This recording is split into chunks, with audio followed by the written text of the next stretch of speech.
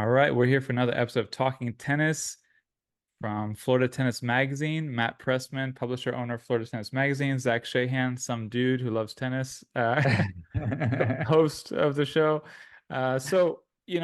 We recently were at Miami Open. We've done videos about that. We are honestly still recovering from the Miami Open, and We are. and like enjoying the vibes, the fun, but it was just blowing our mind like how players have to jump from one tournament to another It's all around unbelievable. the all around the world.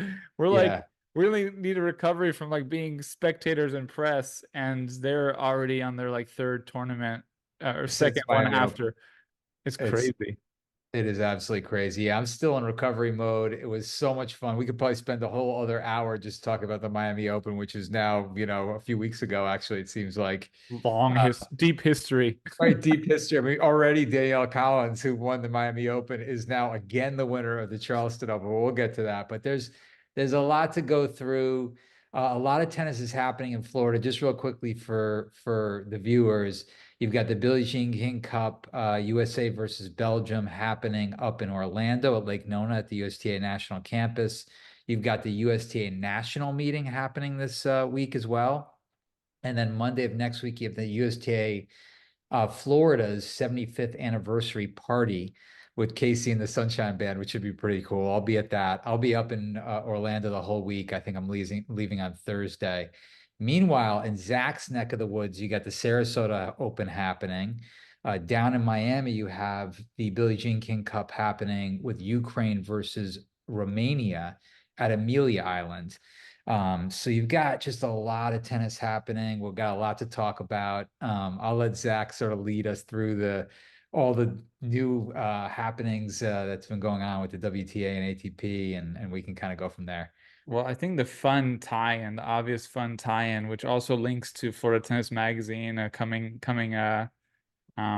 edition of Florida Tennis Magazine, is just Collins winning a back-to-back titles. First, Miami Open, a WTA 1000, and then Charleston Open, a player favorite, a WTA 500. So she won a 1000 and 500 back-to-back. First time someone's done that since I think it was 2013 when Serena Williams did it.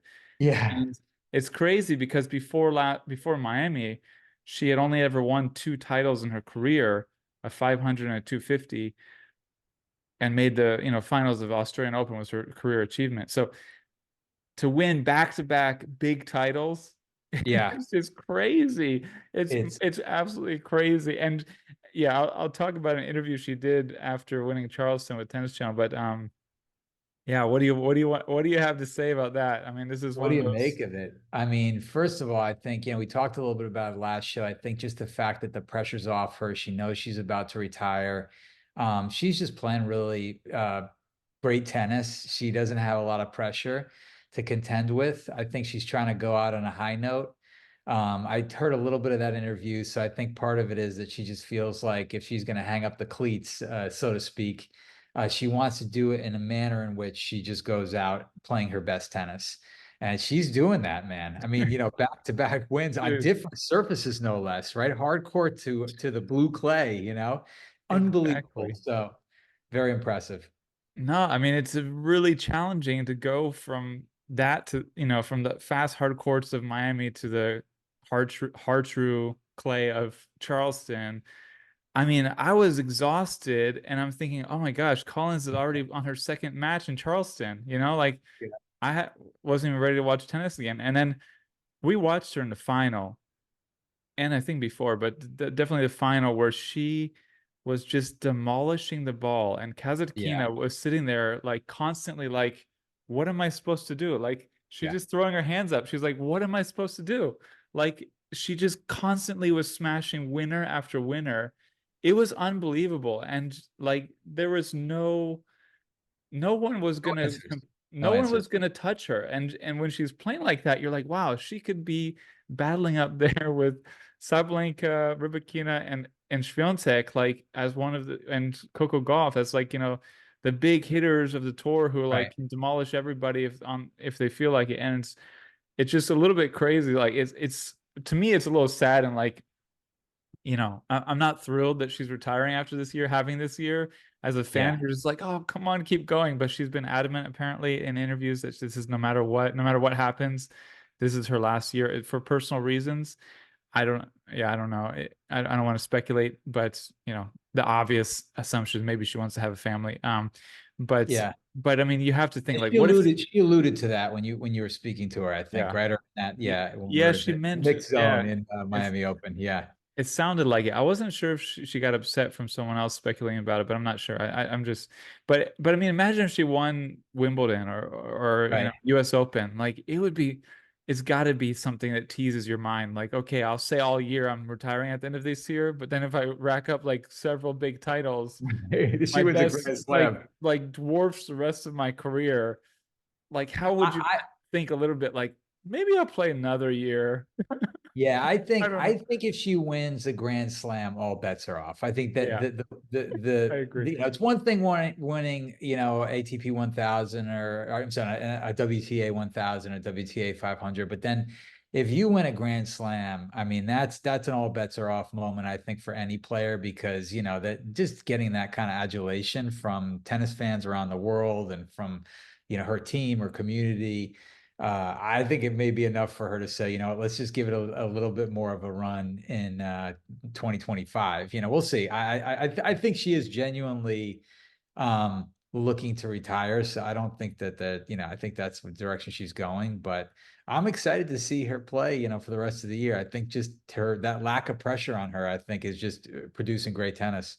Yeah, I'm super excited to see her at Wimbledon because her style of tennis, she could be untouchable at Right. Wimbledon. If she's serving and hitting like she is now, like she could be untouchable. But yeah, it's crazy. I mean, I think, I don't know, depending on how nuts you are, you know, I think tennis players have the goal of either, their prime goal might be winning a Grand Slam. That's sort of like the dream Right. goal of any tennis player, to one day win a Grand Slam. Getting more realistic, the goals often might be just to be in the top 100, just to be a pro player who's like solidly making money in the top 100. But the dream goal everyone has is to one day win a Grand Slam. It's just when you get into it, you realize, oh, this is really freaking hard. Yeah. Yeah. And I then mean, when you look, grow up, but now, I mean, it's like, gosh, if it happens, you have to think all bets are off, as you said. yeah, all bets are off, and she's playing the brand of tennis that wins a Grand Slam, and you go back to back wins, Miami into Charleston. Charleston's the number one rated tournament by the WTA, and it's a big time tournament. It's not a small tournament at all, and they're two No. different surfaces. It's 2 weeks in a row, which shows incredible fitness and fight. She went through players like Ons Jabeur. I mean, it wasn't like it was a No. cake. I mean, this was a really impressive run that she went on in Charleston, as well as the run she went on in Miami. So you got to believe that she has a chance at upcoming tournaments to play the brand of tennis that I think can win her a Grand Slam, which would be huge. Yeah, just Florida player, no less. Yeah. two final things on her. I mean, yeah, the Yep. draw actually was ridiculous. She beat Badosa in the first round, Right. Jabeur in the second round, Sloane Stevens in the third round, 6-2, 6-2. Elise Mertens in the third round, 6-3, 6-4. Sakari in the semifinal, 6-3, 6-3, and then Kazatkina in the final, 6-2, 6-1. And she only dropped a Unbelievable. set to Jabeur in the whole tournament, losing the second set 1-6. Like I mean, it's unbelievable. I mean, she's really having not just the year of her life, she's having like a ridiculous year for any tennis player For so any far. tennis player. So, Yeah. so I it's mean, it's crazy. right. Yeah. If it was Swiatek or Coco Gauff or whoever it would be, you'd still be like, oh my Yeah. God, what they're doing. This is just incredible tennis. So Yeah, and she's kudos to her.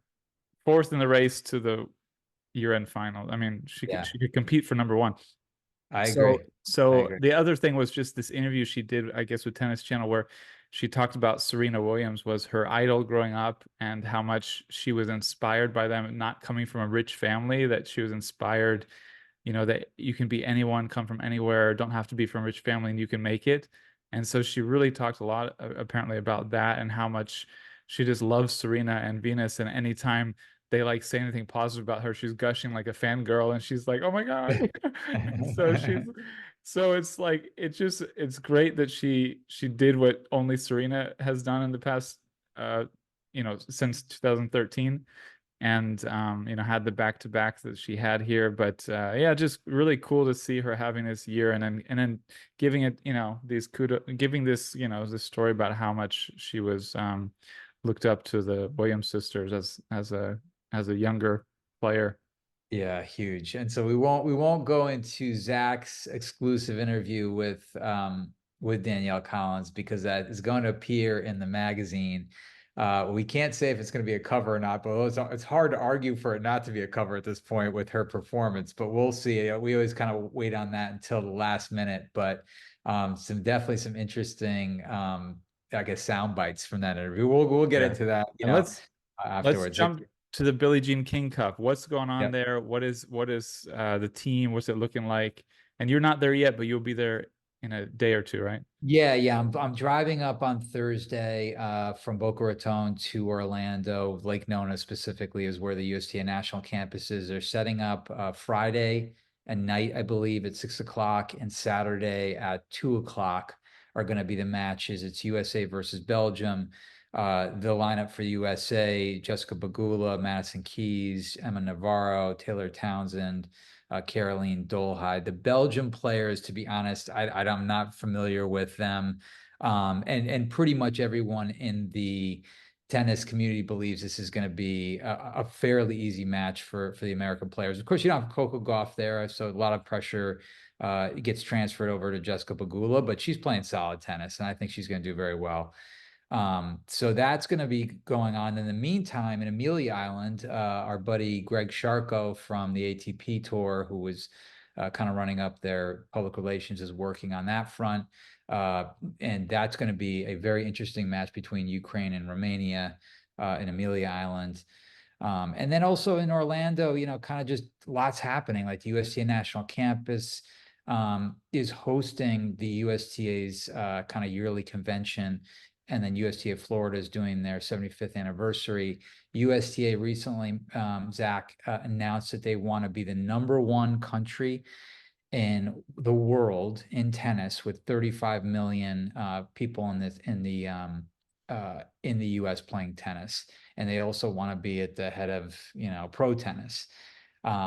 So this is a big thing. And they announced this recently. There's been a lot of kind of talk about, what is it going to take for US to be back on top? There's a lot that's been happening, a lot of rumor mill stuff.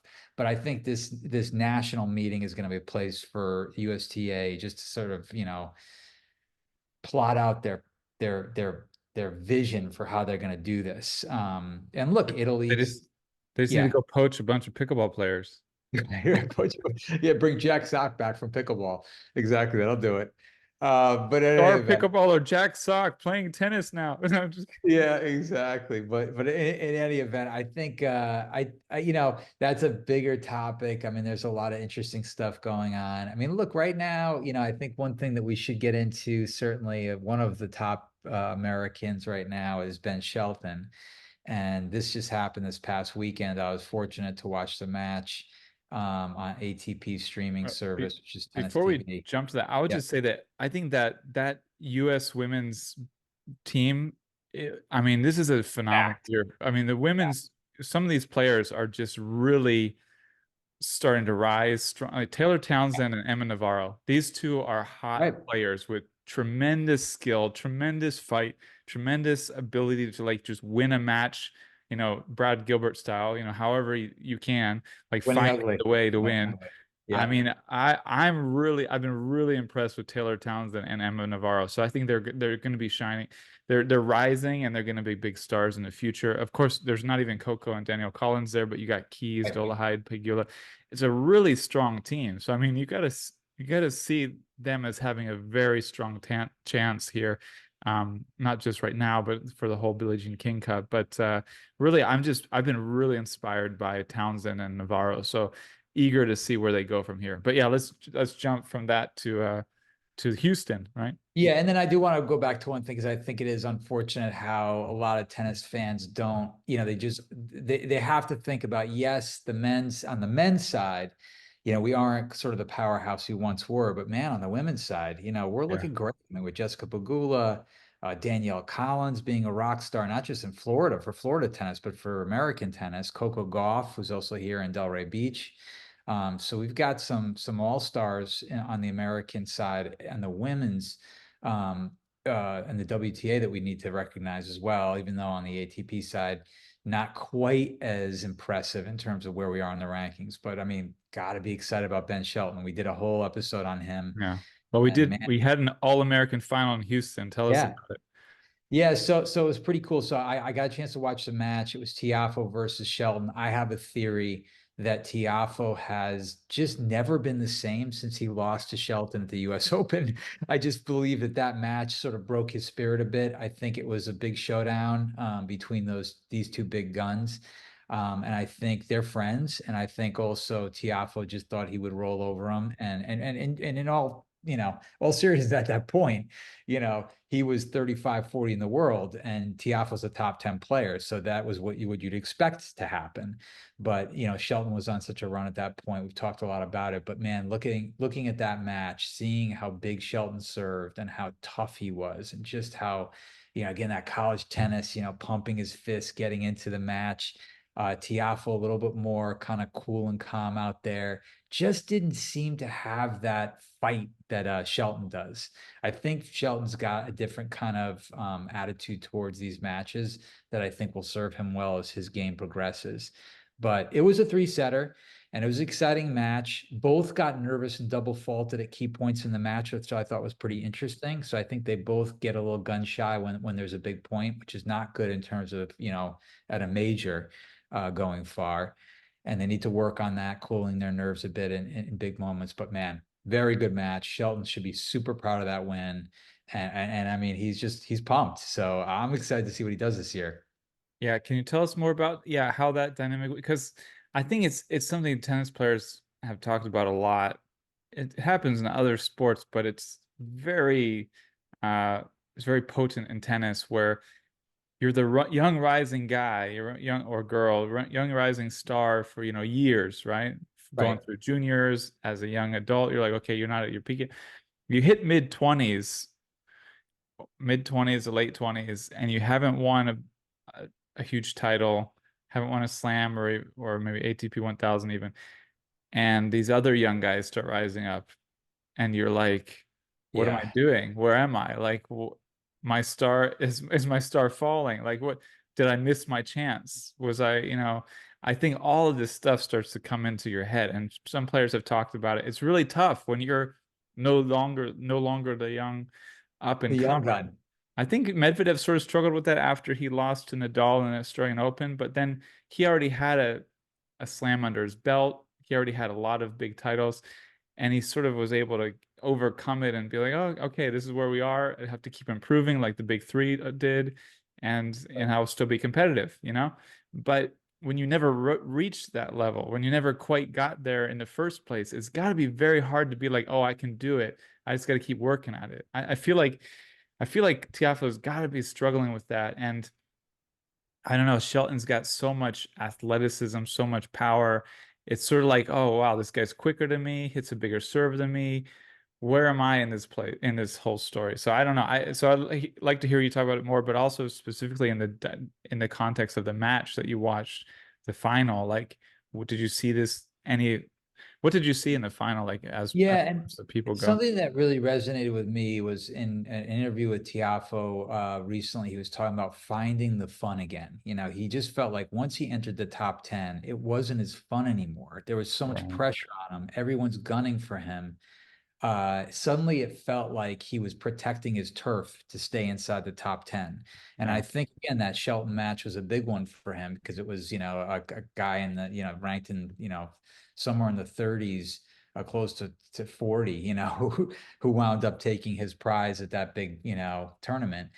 And so I think, fast forward to this final in Houston, and I think there was still a bit of that dynamic. I felt like Ben was going for the win against Tiafoe. Still almost in a weird way expected to be the underdog here. Tiafoe's sort of more of the seasoned player. And I just didn't feel like Francis had that sense of fun out there, that sense of competitiveness.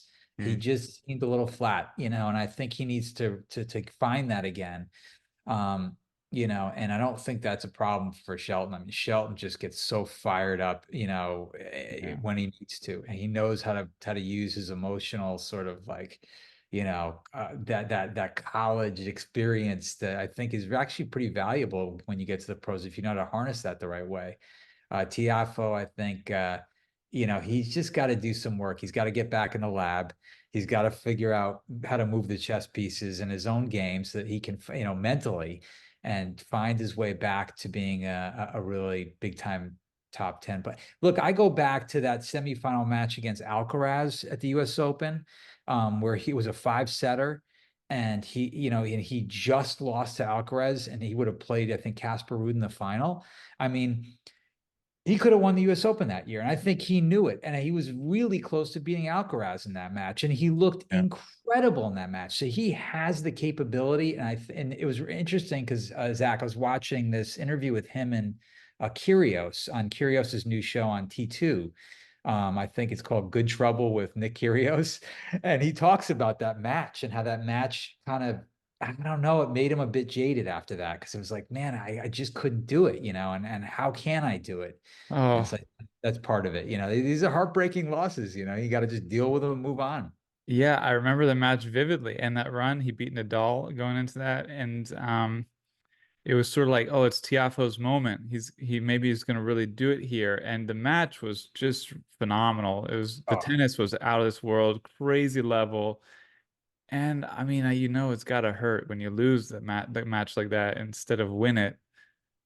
And especially how long he built to that and how hard he worked to build to that.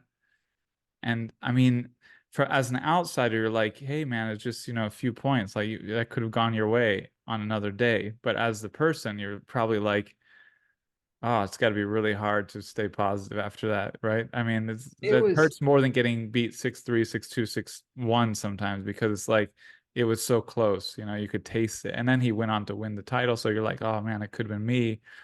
Yeah, I wonder if that was the sort of the real tipping point for him mentally. I mean, sounds he was talking to Kyrgios about that, he said. Yeah, so Kyrgios basically said, man, he said, look, man, that Francis Tiafoe that was going to 5 sets with Alcaraz and certainly was going toe to toe with Alcaraz and could have won that Yeah. match. That Tiafoe would have definitely beaten Ruud in the final. I mean, that level that he was showcasing at the US Open that year was there. And so that's just got to be heartbreaking. I mean, and then But you have to Kyrgios, think it could come yeah, back, but he just right. doesn't seem to He's have the got it. spark. He's got it. This is the tough thing. And Kyrgios even said to himself, he looks back on the Wimbledon final against Yeah, that's what I was Djokovic. thinking about. Played the greatest first set I've ever seen, Kyrgios ever play. Flawless tennis, took out Djokovic in the first set, and you were like, wow, Kyrgios could do it. And then he didn't, and then that's the thing. It's just there's this like intangible that the Yeah. really top champions have where they just find a way. And Tiafoe, I think that's a bit of a heartbreaker for him. So it was interesting to see him talk about that. And I saw that in the Shelton Tiafoe match, and I think Shelton has that something special. Yeah, Um, yeah. Well, some, it's got that kind of feeling like sometimes yeah, you're like, well, you know who's gonna win. It's just you can tell it's in the start, it's in the attitude, it's in the energy, it's in something. And you're yeah, just like, well, you could see Alcaraz's rise, and just he had that extra thing to just will himself over every line, right? And I mean, I think Kyrgios was phenomenal in that final, the whole tournament, but the final, he played, yeah, practically flawless. Anyone else on that court, he would have beat, in my opinion. I don't care who it was, he would have yeah, beat them. Maybe Prime Federer not, yeah, but basically anyone else in the past several years, like he would have beat Alcaraz, so he would beat anyone there, in my opinion. yeah. Djokovic was like perfection and Kyrgios was near perfection. It was like it was Right. it was great. I mean, but I was thinking about that even earlier in the conversation when we were talking about the Tiafoe match because I was like Kyrgios probably had a similar kind of feeling like I was Yeah. so close and then it's hard to like get yourself back up to try and get there again when you. But I think Kyrgios like really wants to get back up there and get there again. He's had injury struggles since then, but I think he wants to go for one more run. Like he wants to One try more run. one more Yeah. try at doing what he couldn't do before. And without Djokovic in the way, I think he feels like he could do it, even unless Sinner is like playing at Djokovic Yeah. level on grass, sliding around the grass like it's snow. But yeah, anyway, so there's Houston. Any other highlights from Houston? Yeah, I mean, no, I mean, I didn't watch a whole lot of Houston, beyond that final. I just thought it was such a cool final. It was a really marquee match, seeing those two meet for the first time after that US Open kind of upset from Shelton. Tiafoe definitely wanted to kind of make a statement that he's still the guy. And he didn't, and it was a great match. I mean, you can see this is high quality tennis, and Shelton looked great. Wait, I caught a little bit of Shelton earlier during the tournament. I can't remember who I saw him up against, but he looked really good throughout the tournament. And again, it's clay, so it's not necessarily Shelton's no. surface, and that was a good sign for him on red clay, no less, in Houston to be able to do what he did. So Yeah, well, yeah, we have one more clay highlight of someone I interviewed again in Miami. It was Hubert Hurkacz. So yeah, Hurkacz won his first clay court tournament, Estoril in Portugal.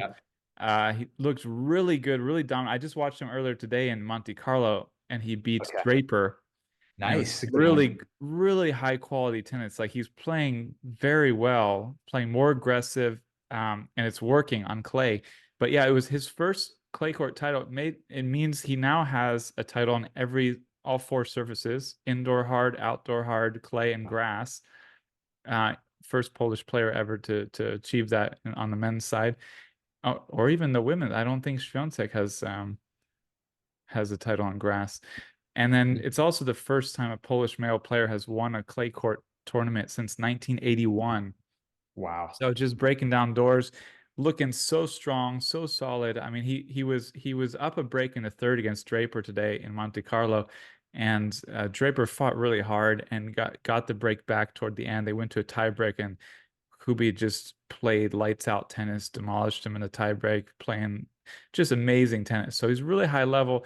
He's never been a great clay court player. So it's really interesting that he just won a title, is looking good in Monte Carlo. He's got to be aiming to be a solid top 10 player because he broke into the top 8 Yeah. and after Miami, and I think or after the clay title, I think. And I think he's eager to solidify his place in the top 8, not just be like in and out of it. So looking good, looking strong. I was surprised it wasn't his normal coach in his box in Huh. either of these clay court tournaments. I'm not sure. I couldn't find anything about them splitting. Maybe it's a break for him. Maybe Clay they have, but he's got a couple of guys in his box who are really pumped and firing him up. So looking good. We'll see what happens from there. Monte Carlo overall, the one big storyline I think is if Djokovic wins Monte Yeah. Carlo, he'll have won every ATP 1000 tournament 3 times. Oh my God. No one else has won all of Yeah. them once. Well, let me just So, when so he's Djokovic. won. No one else even got them all once, and he's going for his triple on all of them with this tournament. I Crazy. want to just mention because I saw his interview and it was just so funny to watch him talking about what, his expectations. His expectations were like, look, I'm just having a bad year. I'm not playing well. I'm just looking to get ready for the French. I don't think I'm going to do much here. This is not my tournament. Like he downplayed his Oh, chances so massively in that press conference. It was almost like it was funny because it was like, you're Novak Djokovic. I mean, you can't act like you have no chance here. And he was kind of doing that in the interview. But one quick thing, I want to go back real quick to another tournament that was pretty interesting this weekend, which was Berrettini winning a oh title, my which gosh, so many tournaments. I know it's unbelievable. It's like this is tennis. It's like it's just Oh oh, my but it was gosh. a really big deal. So it's just cool. Yes. Yubi Hurkacz, don't count him out. All of a sudden wins again. Berrettini, who has just had a really tough loss at the Miami Open, comes and wins a tournament. Grigor Dimitrov, a guy that was a 2017 rock star, 2018 when he was number 3 in the world, all of a sudden having an incredible year. You see, a lot of these guys we were talking about before are gals that are getting later into their career, and or years are ticking away, and all of a sudden they just say, man, I got to make my run now. I'm running out of time. and you see them just double down on their capabilities and their talents and their practice just improves, and suddenly, their fitness improves and they just get there. So, as much as we love seeing the young guys and gals doing it, I'm excited just to see this year unfold. And obviously the big one where, that leads us to Novak Djokovic. So like, everyone's just counting him out. And I think he was almost purposely in this press conference just saying, oh yeah, I don't have any expectations, whatever. Yeah. I think it was almost kind of throwing sand in the face of a lot of journalists who just been counting them out. Like, okay, if you don't think I can do anything, I'm going to think I can't do anything. And it was like, well, of course you can, Novak. You're Yeah. the guy, so. Yeah, it's sort of what you talked about before with, lowering expectations, Right. making an excuse so that you don't feel pressure. I mean, I wonder how much he thinks about this. I mean, he's got a lot of crazy records. The number weeks at number one is a crazy one that you have to think will not be broken. I mean, I thought this about a lot of Sampras records, so I'm watching what I say, but at the same Right. time, I think they're pushing the limits of how far you can extend a career. Yeah. And like you can't go into the 40s for long. I mean, it's another thing. Like so your body changes a In lot. doubles you can, right? Yeah, With in doubles you Rohana. can. Yeah. In doubles, I mean, Right. you can maybe to some extent, but I mean, yeah, his weeks at number one is insane. But I think some people consider this possibly would be the hardest record to break if he had all three titles at every ATP 1000.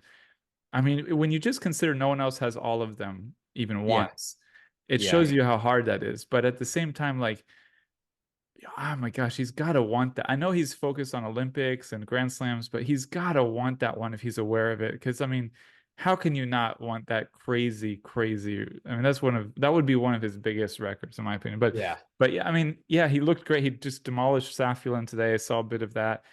Okay. Safulin, looked good, but I mean, he's just like, what am I supposed to do? And yeah, Berrettini is a funny one because again, he was a top 10 solid Guy. top 10 player, Yeah. got injured, had a struggle coming back with all these young guns coming on tour, Rune and Alcaraz. He lost a tight one to Andy Murray in Miami Open, then won this tournament in Morocco. He didn't have to beat big names, but he beat Right. Shevchenko, Munar, who's a great clay court player, Sonego. He's always had an edge over Sonego. This is going to be a horrible. Yeah. Sonego must hate playing him. Navone. And then Carbelas Baena in the final. Unfortunately, in Monte Carlo, he already lost to Kecmanovic, Oh, interesting. Okay. 6-3, 6-1. So Wow. he's making a comeback, and I think he's eager to like say, "Hey, Prove man, himself. I'm in this Yeah. conversation." And maybe if he's not playing Djokovic, he could win a big title as well one day. But And you got to think, Zach, this is the guy that was the face of Italian tennis for quite some time, Berrettini, yeah, right? The stud of Italian tennis. All of a sudden, Sinner comes along and yeah, just decimates all their Italian players. And it's just, I mean, Sinner's just kind of like the rock star of all of, men's tennis right now in general. So it's like, I think Berrettini's probably got a little chip on his shoulder and he's trying to prove himself. And yeah. that's cool. That's good for his game, Yeah. No, I agree. And I mean, I've seen him like embracing, hugging Sinner, congratulating him recently. Like they seem like they have a great relationship. Yeah, He's they're such a probably nice cool. guy. But at the same time, it's got to be tough. You're like, I'm the alpha male of Italian tennis for Yeah. years. Little Sinner comes up, and then Sinner, like, I mean, everyone can see his level is out of this world. It's Djokovic Yeah. type of tennis, and so I mean, Berrettini's got to be sitting there like, man, that guy just flew past me. Like Yeah. he just flew past me and he's unstoppable. So, but at the same time, Berrettini's got to have some hope. His backhand is what everyone's always targeted. Yeah. And I mean, if he faces Sinner, he's going to have the same challenge. Sinner can target the backhand all day. He has no weakness on the backhand. I mean, Alcaraz can to some extent, doesn't have quite the discipline, but Berrettini's got to have a little bit of hope as he keeps improving on that side.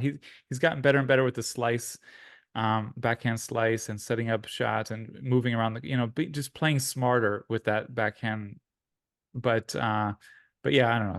It's a big hill to climb, but I think he just wants to be in the conversation again and do his best. And maybe he can play more free because the pressure's on Sinner, not him, right? Yeah, exactly. And I mean, he's still coming back off the injury, basically on the road back to, playing his best tennis and getting to a level that he would, be proud of. But with that win last week, you gotta think he's got some interesting stuff coming up this year. So Well, this famous YouTuber Gil Gross, I think he's the biggest tennis YouTuber, I think, and he does commentary for Tennis Channel T2. Tennis Okay. Channel to and also he did commentate. He was a live commentator on site at the Challenger tournament before Miami. Where was that? Yeah. Anyway, Okay. Berrettini. He was really. He said just watching him in person, Berrettini's serve and forehand was really another thing. He's Yeah. like, so that was in Phoenix, and Berrettini lost in the final to Borges, Okay. 7-5, 6, 7-6. But he was truly like dramatically impressed by how good Berrettini's serve and forehand really are. He's Yeah. like, this just blows most players off the court. So I think it was kind of like, okay, he's back, and he's already got to the final of a challenger. There was hope for him in Miami, but he faced Andy Murray. Andy Right. Murray. And I mean, he's got to fight his way back up. But I think there's that, like, he's got a special set of weapons, that special set of tools that is going to propel him to the top again. So eager Yeah, I to mean, see. it's not equivalent by any means, but there's echoes of it. But it's that big sort of 6 foot Del 10, I think, Potro. body, whatever. Yeah, he's got a little bit of that Juan Martín del Potro kind of thing, like that. He's called the Thor hand, where he just rips that forehand in just such a huge way. And I think Berrettini's got that along with the big serve. So he's a danger for anybody if he's on. I mean, it's always a difficult guy to come up against in a draw. But his tennis can be spotty. I mean, it from week to week, and we see why. There's just so much tennis to play during the year. It's like, can you stay consistent and just keep coming at these guys?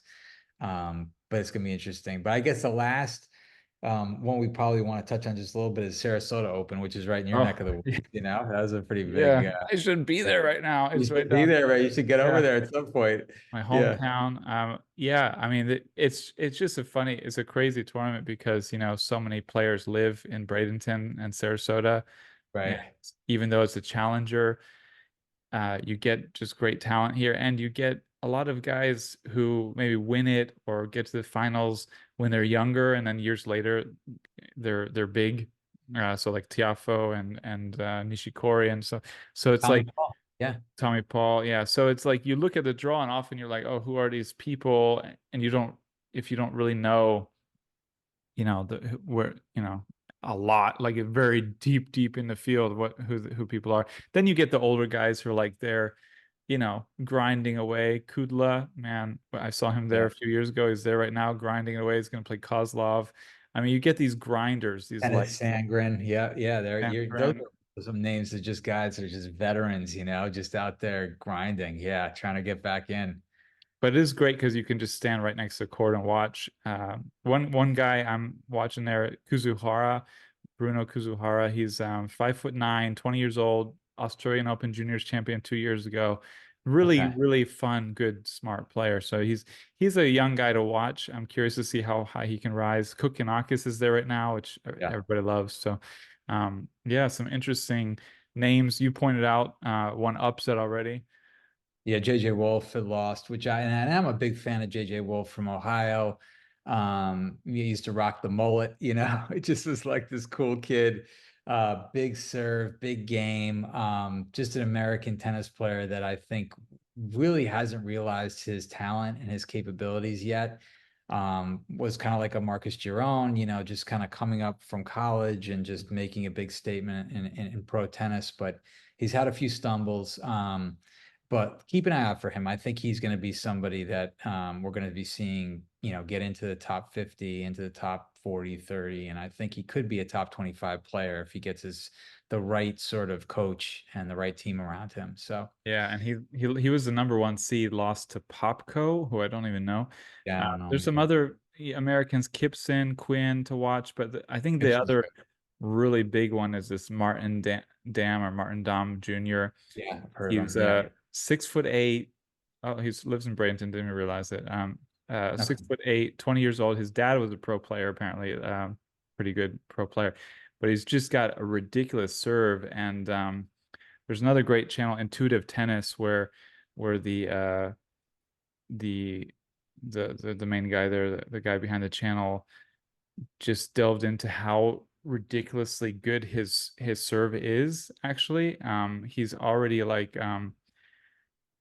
he's I don't know, it's a great, I'll have to return to him in the future, but he's already like breaking, he's already like putting himself in a territory of like Isner and Opelka Wow. and he this guy, intuitive tennis guy, said that he'll be the next player to do the 1000 aces Right. milestone, which only a handful of guys have done. Hurkacz did it last year for the first time. But he also, despite being 6'8", he moves really well and he can Yeah. play tennis. Like he's not just a serve bot. He's a tennis player. Right. And Right. I mean, I think it's not fair to any of those guys. Opelka, Isner, all of them have tremendous skills Yeah. around the court compared to any Yeah. normal human. But Dom is like gonna be a danger, man. So he's someone I think he could win the tournament, and then in a few years to be like, oh wow, he played this tournament a few years ago. In Miami, he got past Tommy Paul because Tommy Paul had the injury, but Right. he gave Tommy Paul a real big fight in the first set and Yeah. just lost at 6-4, and then he barely lost to Chris O'Connell in the next round. So, and he beat Zhang, this Zhang, this Chinese player in the first Yeah. round. So he's looking really good. He's an obvious American to watch, really high level. Yeah, so I think the to close things out for this episode, if you are a tennis fan, obviously you're probably gonna be watching Monte Carlo to see what happens there and see if we can get Djokovic back into the mix just against all these big names. But if you're here in Florida, man, you've got two incredible Billie Jean King Cup matches going on, the USA versus Belgium up in Lake Nona near Orlando.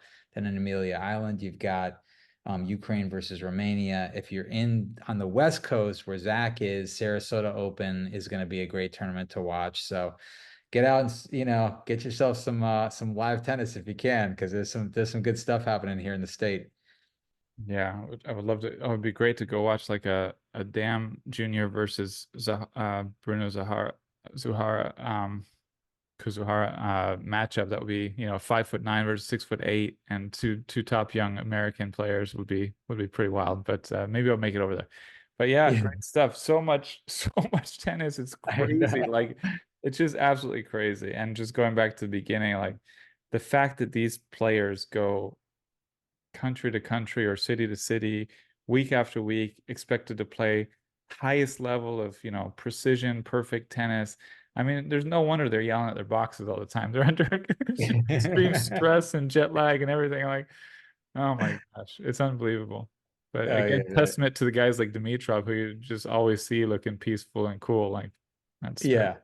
Yeah. The James Bond of tennis, exactly. He Yeah, he gets it done. He's still. I'm excited to see what he does this year, but it's going yeah, to be a really great year. And so far, there's been some interesting twists and turns. So, yeah. um, but don't count out Djokovic. That's all I got to say in this episode. Keep an eye on him. I just love that press conference. If you get a chance to watch some clips from it, it's like he's just sort of like, yeah, I got no expectations, and it's like, no, you're Novak Djokovic. So, Oh yeah. Well, there's so many people who are so eager to say he's never going to win another slam that he's done. They've done it so many years. yeah, Like people did at the beginning of last year, and then he won 3 slams and got to the final of another one. So I think this year, with him starting badly, there's a lot of right. people like it's over for Djokovic. I mean, they said that like after he lost Wimbledon too, and then he won the next, the U.S. Open. But I think, realistically, yeah, he's always got to be one. I mean, him and Alcaraz and Sinner right now have got to be this, and Medvedev have got to be the And ones then, yeah, always watching, as they could win anything at any moment.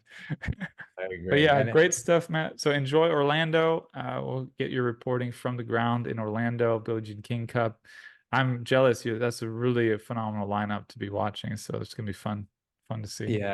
yeah, for sure, for sure. Now, next week I'll give you the scoop on how it went, but it's gonna be fun to watch Pagula, Keys, Townsend, Navarro. I mean, that's some definitely some fun tennis to watch. So, but there you All right, have it. enjoy, All right, take and care. hopefully you get to play some tennis too there.